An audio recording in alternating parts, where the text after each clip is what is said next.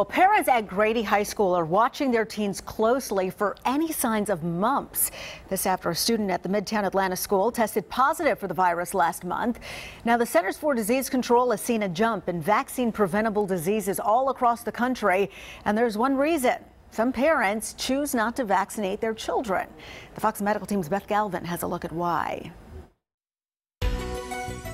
Georgia has seen a handful of clusters of mumps this year, and health experts think part of the problem is the MMR vaccine's protection may be waning over time. But they're also concerned about parents who are turning away from vaccinating their children.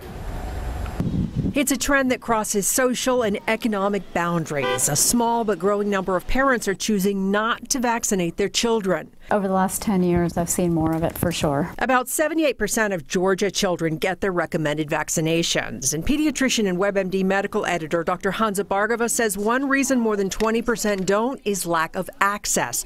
More than 60 Georgia counties, she says, don't have a pediatrician. The other reason is I think there's a fear out there.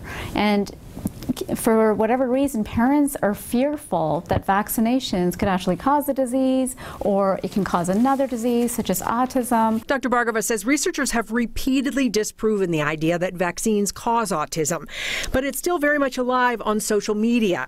And she says she's seen what happens when kids aren't vaccinated, like the newborn who came in with pertussis or whooping cough. She was only 6 weeks old, and pertussis in a 6-week-old can mean hospitalization, but it can also mean just simply stop breathing and death.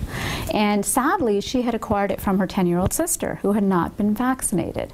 But the 10-year-old sister was going to school, so she brought that home to her sister, and that's when the parent turned to me and said, well, can we vaccinate them now? Can we do it now?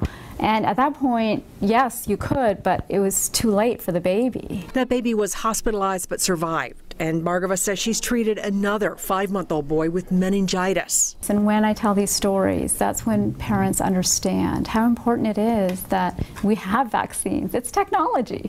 Why wouldn't we use technology? It's like not using a seatbelt when it's there.